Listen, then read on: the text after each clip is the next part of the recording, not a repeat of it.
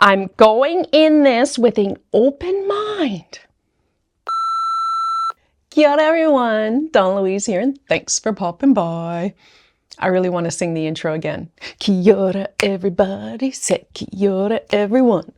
What up, puzzle people? I'm sorry, it's just not getting old. I love it.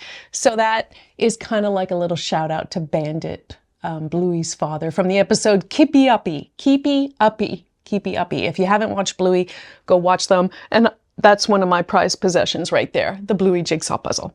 Anyway, let's get to the jigsaw puzzles at hand. And I know some of you are sitting there looking at the screen and going, what is going on? Well, first, I've decided to leave the curtains open and get some natural sunlight in.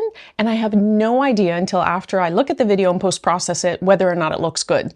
So apologies if this side of my face is like bright and glowing, or if it's too bright. I honestly don't know. I just wanted to try it out. So we'll see after the fact. I will admit the most difficult part of doing videos for me is lighting. Oh, taking photos, recording, lighting, and also color correction. Because like with the jigsaw puzzle, especially if you have a color gradient and you're building certain colors, and as you add more colors, like the color changes and there's really nothing you can do. It's very frustrating. So yeah, that actually gives me an idea. I'm totally going off on so many tangents here. But I recently asked my members if they would like to see a video about content creation, about me being a content creator, and if they had any questions. And they said yes, they would, and they posted some questions. So I'm going to actually extend it to you all as well. Would you like me to do a video kind of about content creator, being a content creator, what it's like? And do you have any specific questions? It doesn't have to be related to jigsaw puzzles, just content creation in general. Let me know if that's of interest to you. And if you have any questions, leave them in the comments below. So now going back to my original train of thought, what was I saying? Some of you watching would probably be surprised. Oh, and then I talked about the window. Oh, yeah, because I have an Educa jigsaw puzzle. Yes, I do. Now, some of you may know that my past experience was not a good one, but that's because I was doing the ginormous around the world, I think it was called. And I gave up after the second bag, 6,000 pieces, 6 repeat cut patterns of 1,000 pieces per bag, perfect false fits. It just drove me nuts.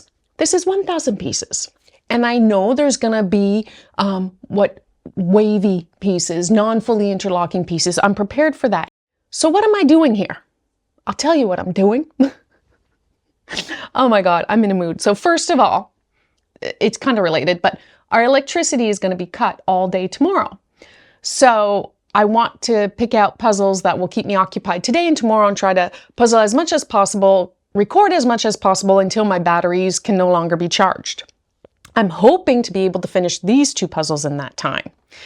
Basically, it's the same image, but 2 different brands, even 2 different piece cuts.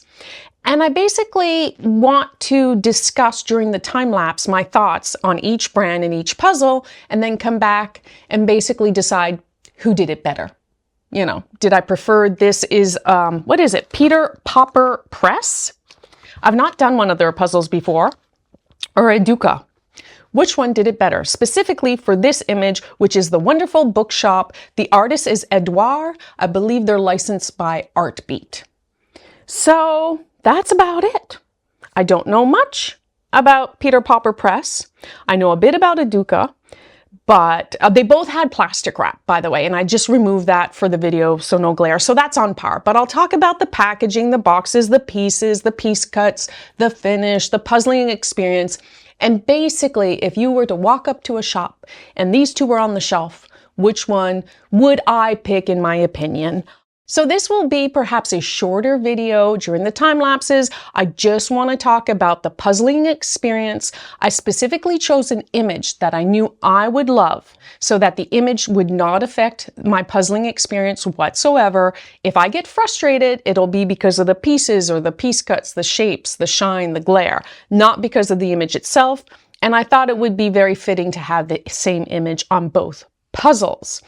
But first, before we jump into the time lapse, a huge shout out and thank you to Peace Relax for being our channel sponsor this year, and to all my members that have supported me since I started memberships. Thank you so much, as well as to you all for watching, liking, subscribing, checking out my other videos.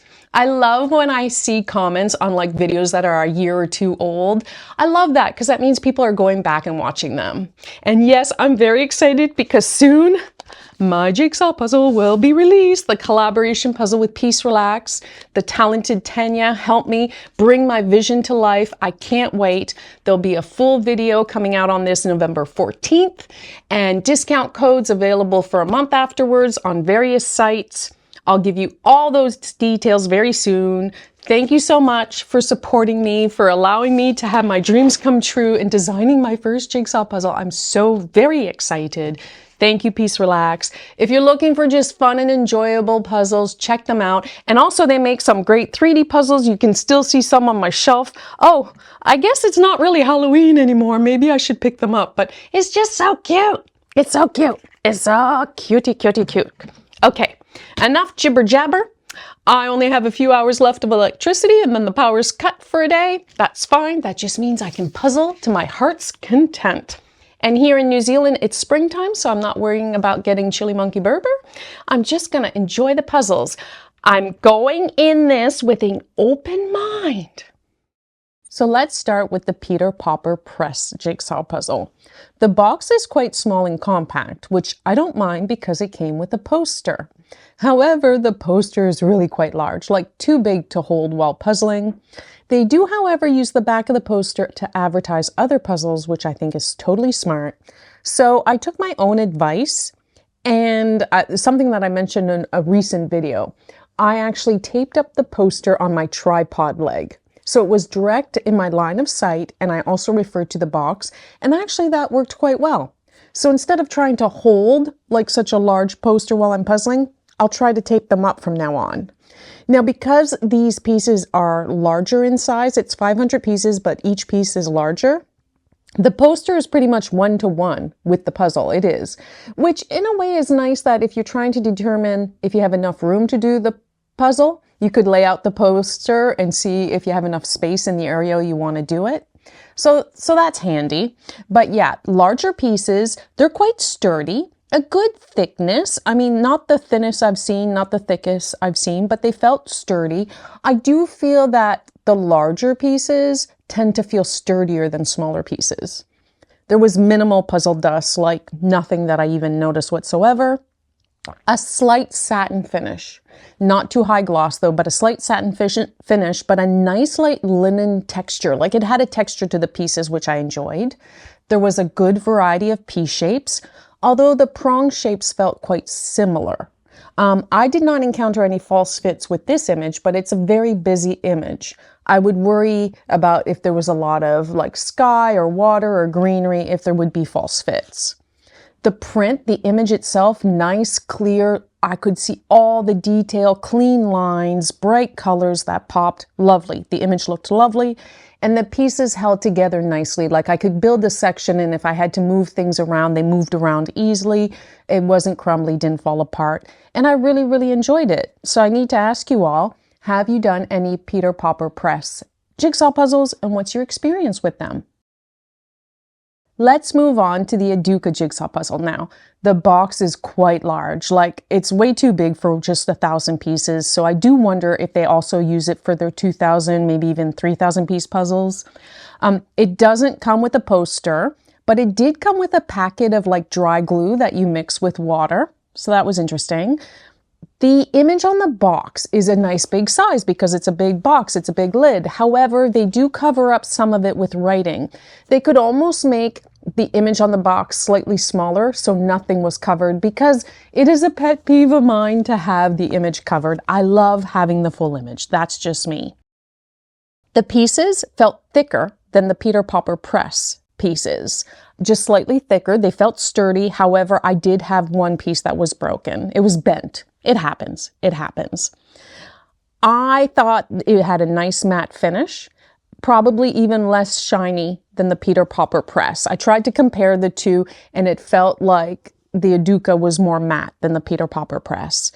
It did have more puzzle dust, but I would say it was a typical amount of puzzle dust that I've seen with other brands. So nothing that, you know, put me off. Neither of them came with a resealable plastic bag. But for example, I want to try to reuse the bags, like just fold them over and tape them up. I am going to have to wipe out the Educa plastic bag before putting the pieces back in, I think, because there's a lot of residual puzzle dust inside of it. There were a lot of piece shapes, a good variety of piece shapes, but for me, it just felt there were too many of those wavy, non-fully interlocking pieces. Like, it felt like a quarter, maybe a fifth of the puzzle were those pieces. I counted 2 rows. One row had 8 wavy pieces, another row had 10. And I think there's 40 pieces per row. And I was just like, wow, that's a lot. It felt like a lot.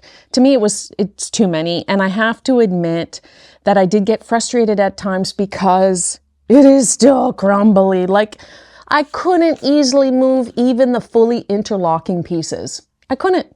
Just now, I went over to the puzzle. I tried to grab a little chunk, fully interlocking pieces, to bring over to the Peter Pauper press puzzle to compare the shine on them, and they all fell apart. And so to me, that did get frustrating. I will admit that the more pieces I had assembled, the better it got and the less frustrated I got. But I would say the first half of the puzzling it did get frustrating at times. So the first, maybe even 500 pieces, I was quite frustrated at points, not being able to move the wavy pieces. I mean, I knew that would happen, but there was just so many of them. And the rest of the pieces being so crumbly, hard to move those. But once I had like half the puzzle assembled and I was just really putting in extra pieces, it got a lot better and I did enjoy it a lot more. There was a good variety of prong shapes. I really enjoyed the prong shapes a lot more than the Peter Pauper press, and no false fits. Again, it is a very busy image. The colors, the print, the detail on the image, lovely, really nice. I enjoyed that. So now I've done a 500 piece Educa. I did one for a speed puzzling competition. I don't know if I showed that in a video. That was a couple of years ago now with the New Zealand Jigsaw Puzzle Association. I've done a 1,000 piece puzzle, and I've done 6,000 pieces all in one bag. And I will admit, I'm just not a fan of those wavy pieces, and I'm really not a fan of the crumbliness. What's your opinion on Educa? Leave it below, let me know. Yeah, this did not convince me. If anything, I was hoping, oh, it's only 1,000 pieces, but I did get frustrated. So in my opinion, who did the wonderful Bookshop better? Peter Pauper Press. Peter Pauper Press. And it was more so that Educa lost as opposed to Peter Pauper Press winning. It's the crumbliness of those pieces, and way too many non-interlocking pieces just did it in for me. They both had like such positives, like the image is gorgeous, the colors are gorgeous, the details popped. And I like the variety of prong shapes on the Educa over the Peter Pauper press, for example. And the pieces felt sturdy, even though I had one bent on the Educa. The Peter Pauper press, though, just was easier to puzzle with. I could assemble, move things around. I didn't get frustrated. For me, the big winner, what told me who won, was which one overall I enjoyed. And it was Peter Pauper Press, because I never at any point got frustrated. I'm so glad that I did it with the exact same image, because that took that out of the equation, and I knew I would love the image. And the fact that me loving an image, but I still got frustrated with Educa, yeah, that was the determining factor. So what do you think? Leave your comments below. Do you agree with which one I chose as being the winner, as who did the wonderful Bookshop better? Thanks so much for being here, everyone. I really appreciate you watching, commenting, liking, subscribing. It means so much to me. I'm off to puzzle some more. We still don't have any power, so electricity. So I'm off the grid right now, trying to do what I can to finish this video and have it up for you all to watch. I hope you're all having a wonderful day. And until next time, ciao.